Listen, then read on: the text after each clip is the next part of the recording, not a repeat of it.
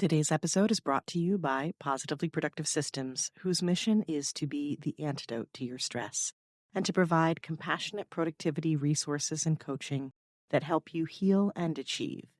Be sure to check out both free and paid resources at positivelyproductive.com/resources. I actually adore being in the information age because I'm a questioner, a researcher, and totally impatient. This immediate gratification world has trained me well, and I'm not exactly proud of it, but I am keeping it real here. But the downside of a constant information flow is the same as the upside. It's constant.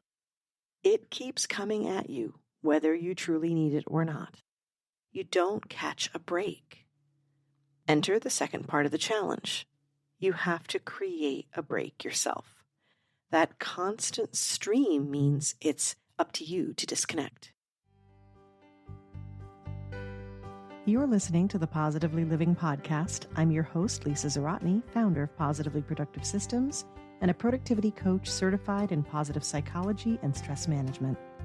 Join me as we explore ways to live a more proactive, positive life with episodes on productivity, self-awareness, mindset, entrepreneur life, habits and systems, simplicity, fun, and more. I understand overwhelm personally as a multi-passionate entrepreneur, wife and mom to kids and cats, and as a caregiver.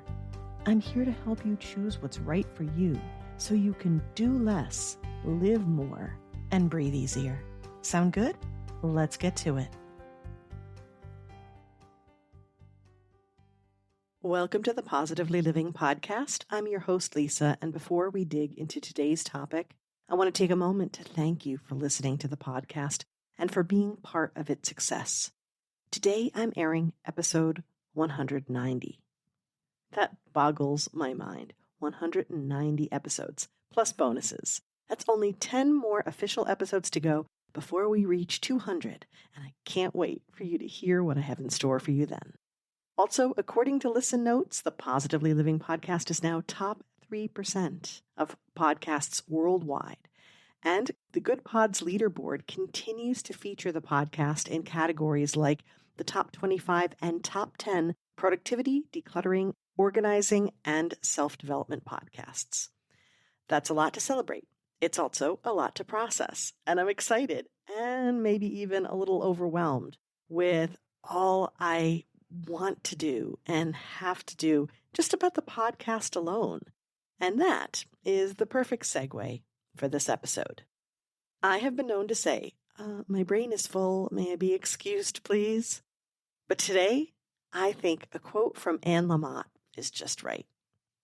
She says, "Almost everything will work again if you unplug it for a few minutes, including you." Why is that so accurate? Because we're constantly plugged into our world. We have handheld screens that tell us everything we need to know instantaneously. From the best cheese to use, the answer is almost always sharp cheddar in my opinion, but I'll still research it depending upon the recipe, to how to fix a flat tire or a leaky faucet. DIY off of YouTube, it's changed my life. To what the weather will be like 8 days from now, and if I can reasonably get out of that event that former me said yes to, but current me is now annoyed about, or to the actual lyrics of a song that I've been belting out incorrectly in the car for years. Mirrors on the ceiling? Pink champagne on ice? Do you know the correct lyric? I'll confirm it in a minute, but let's keep going. I actually adore being in the information age because I'm a questioner, a researcher, and totally impatient.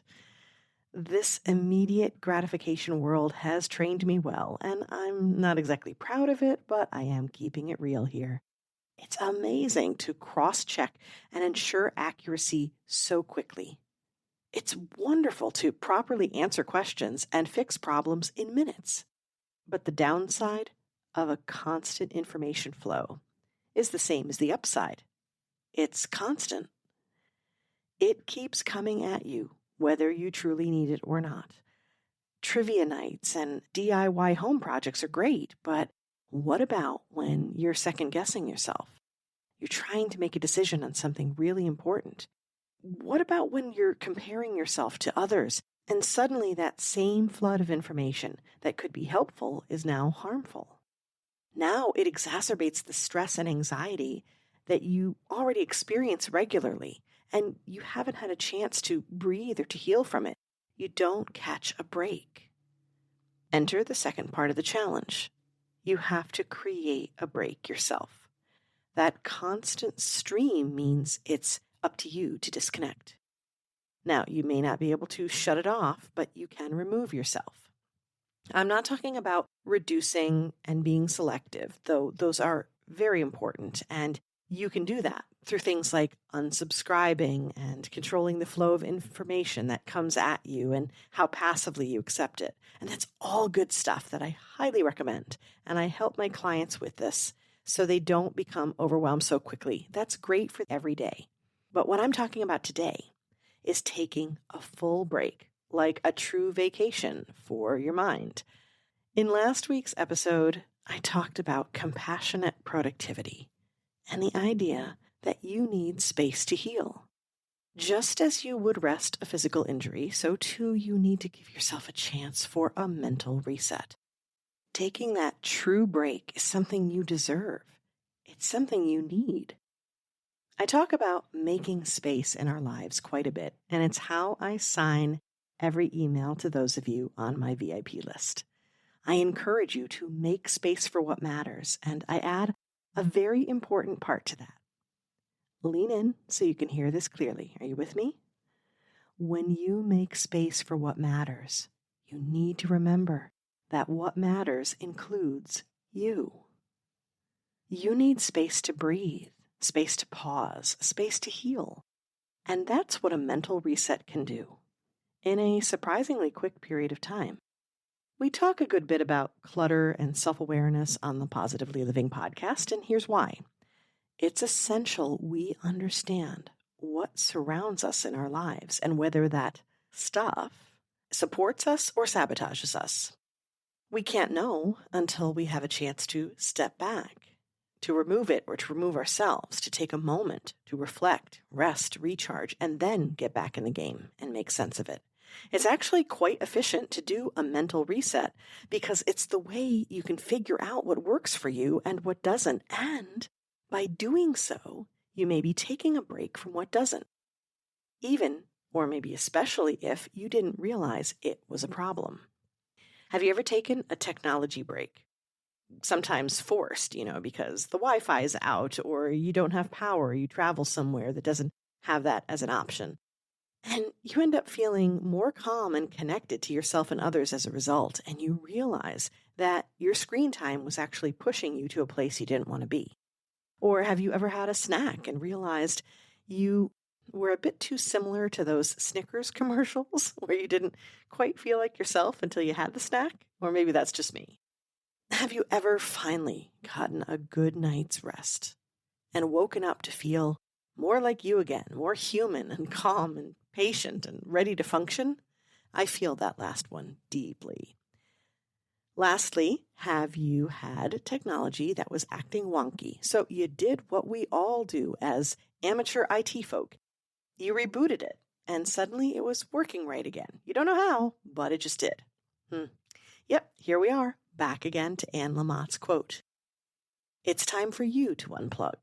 But before I give you the 3 simple steps you can do to help you get that mental reset, the lyric from the Hotel California song is, "Mirrors on the ceiling depict champagne on ice." Yeah, okay, so that should immediately help your brain relax, unless you ignored what I said before and researched it on your phone already. And honestly, I wouldn't blame you.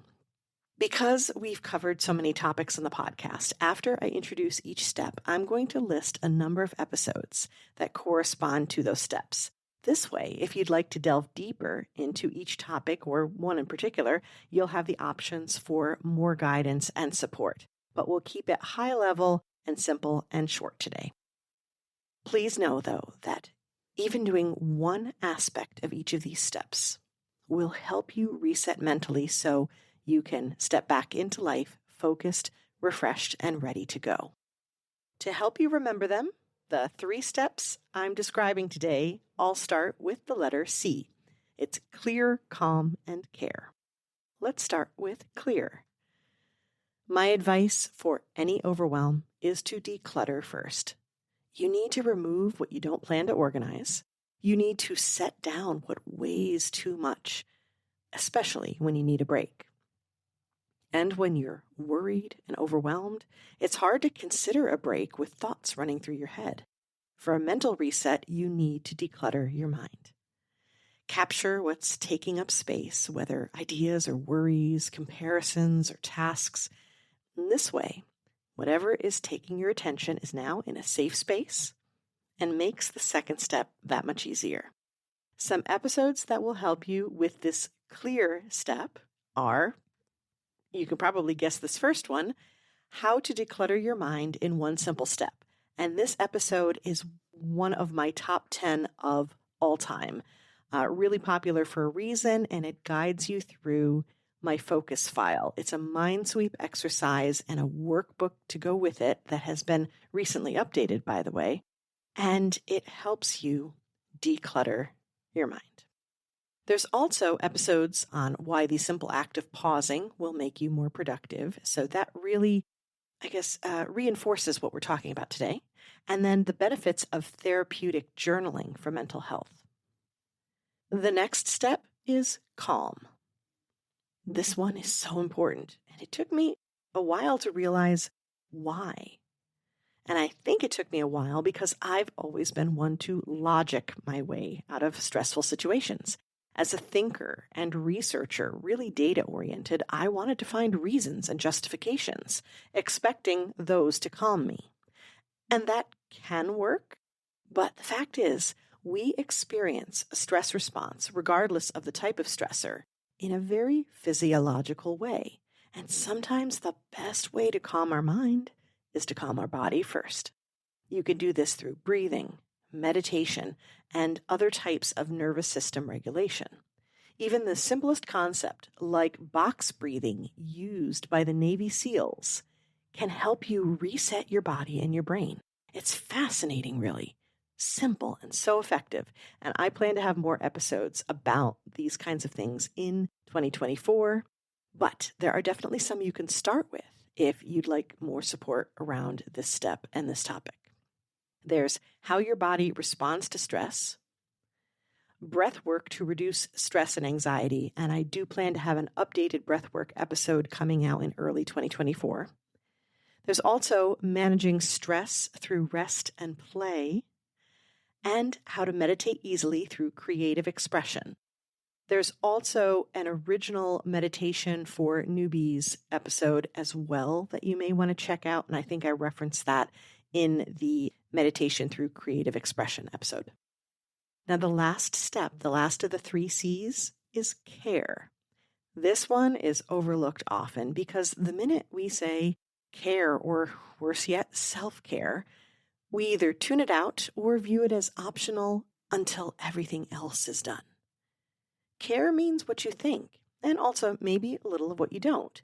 Things like rest, sleep, exercise, and nutrition. You probably thought of those things, right? Sometimes self-care is also sort of misdiagnosed or misdescribed, described in a way that it's pampering, but it's really not. It's about things like sleeping well and giving your body the nutrition it needs.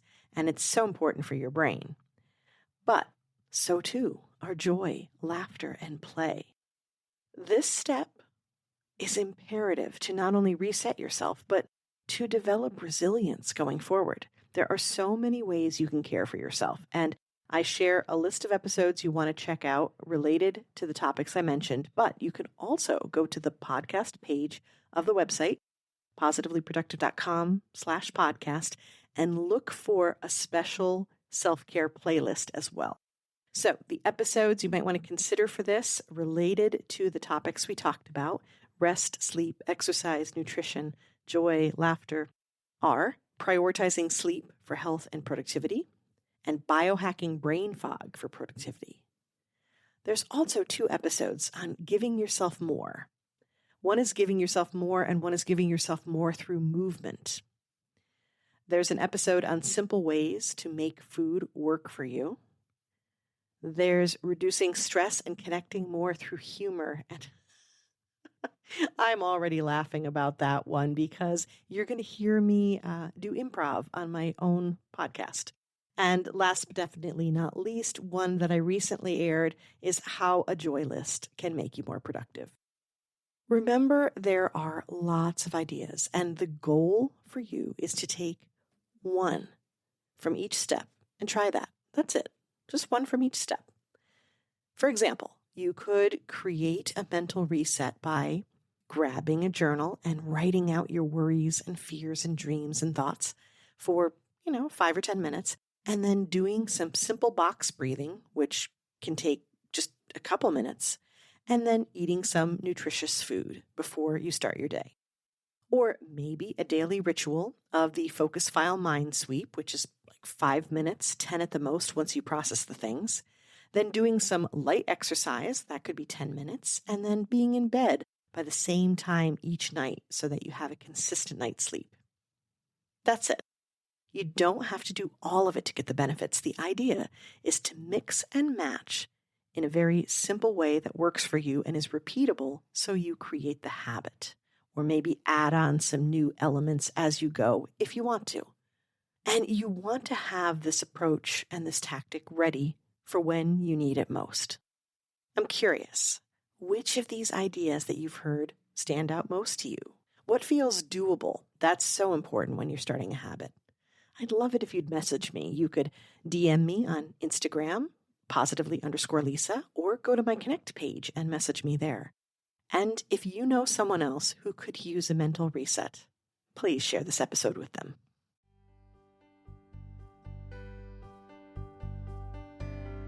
Thank you for joining me today. Your time is precious and limited, and I'm honored you chose to spend it with me. If you have feedback, questions, or want to schedule a chat, head to positivelyproductive.com/connect. And if you are looking for any of the resources referenced on the podcast, from books to products to training and more, go to positivelyproductive.com/resources.